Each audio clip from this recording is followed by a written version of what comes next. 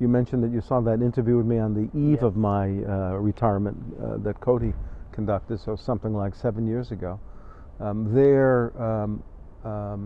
remember pieces of it. I said something like, an answer to the question of something like, how do you see yourself now, or how would you best describe yourself?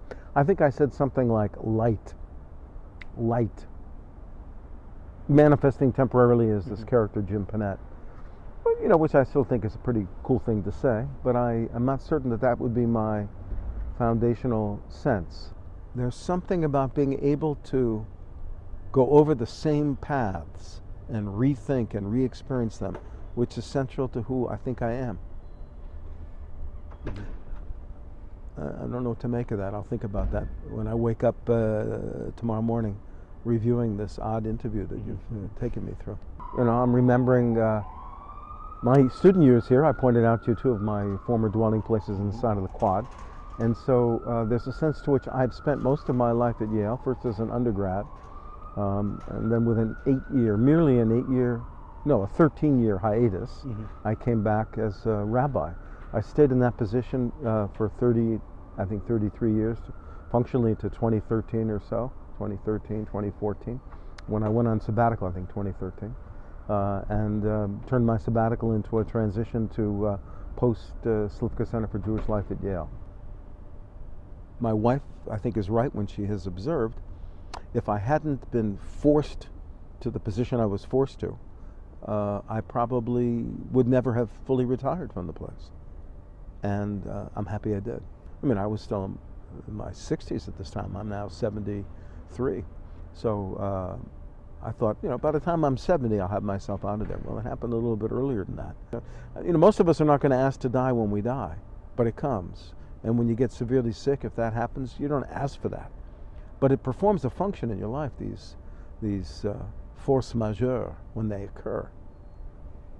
I tasted that. So if you were to say, what's your work now? I would say thinking, reading, walking, and writing. That's my work now. Teaching is a sideline, although it's good for thinking and reading and writing.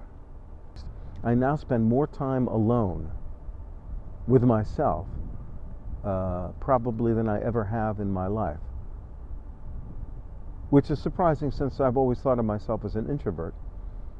But that's just because I could get and did get burnt out in public interactions. And so come the Holy Shabbat, for me the best thing to do was not to go to synagogue, but to sit in quiet for 24 hours, if possible.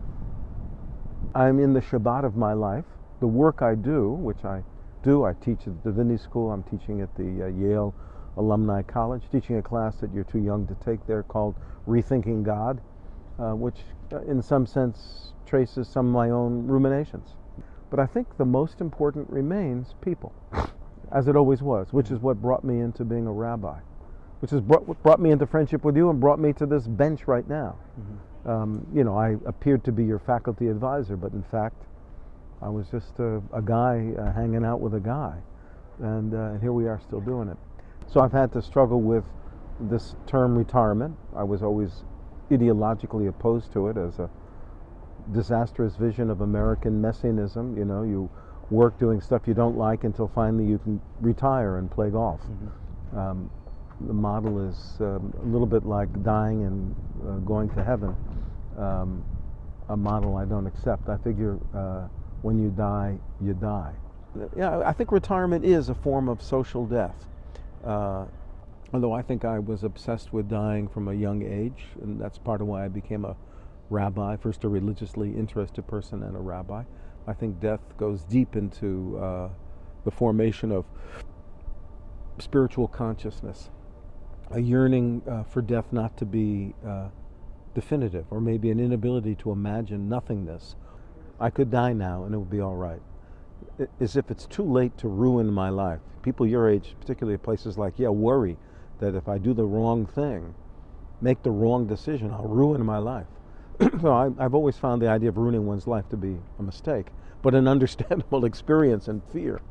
I'm not certain that I'm in any way risking my life in ways that I didn't before, but I think I'm risking my sanity by my willingness to look at and sit with really painful, intractable, imponderable questions. In some sense, the questions that have preoccupied me are allowed to occupy me more deeply and more regularly, which is to say, I live still in a perplexity and a quest with deepening questions. So, I mean, when I was younger, I would just have it through dreams. If I remember, I kept a dream journal. My whole life is now a dream journal, and it's accessible to me in quietude and solitude. That's a metaphor for retirement. That's a metaphor for aging. That your whole life, and there's a lot of it now behind me, so to speak, is right now before me in the mode of thinking. I didn't realize how much I enjoyed exercising power. I didn't think of myself as a person who enjoyed exercising power. Thought of it as a burden. But when I no longer had it, I missed it. It's very interesting. Andy Warhol famously said many years ago, everybody gets 15 minutes of fame. I used to say, I have 3 blocks of fame. I could walk, the perimeter of those 3 blocks and invariably see people who would recognize me and I them, and we would converse.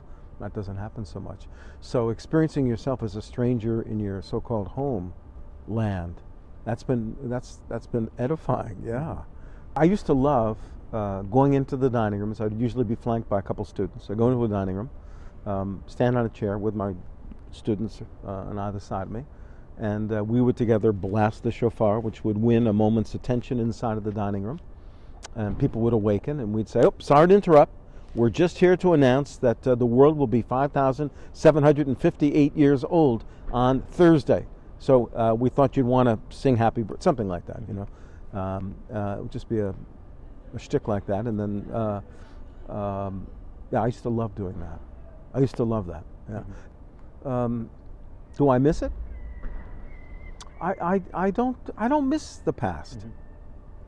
I mean, the past still lives with me. That's what I'm saying. The past isn't dead, right? It's alive. So I'm not doing it, but I'm doing other stuff. Glad to be doing the other stuff. But so the living in memory, whatever memory is, astounding experience. I'm awed by that. Yeah, I mean, it wasn't. I did miss it. But I'm 7 years, into this way of being. I did miss everything because I didn't know what to do. I mean, you go through a period of time, as I did, grieving, mourning. You mourn the past, but what does it mean to mourn? You know what it means to mourn the dead? It means to learn how to live with them as dead people. I only know how to live with them when they were living people. Now I live with my mother and my father and a lot of other people who are dead. Learning to live with the dead is an art. It's also the art of living with yourself, since old me's have died. But as dead, they're still here. You think Wi-Fi reaches out here? Should.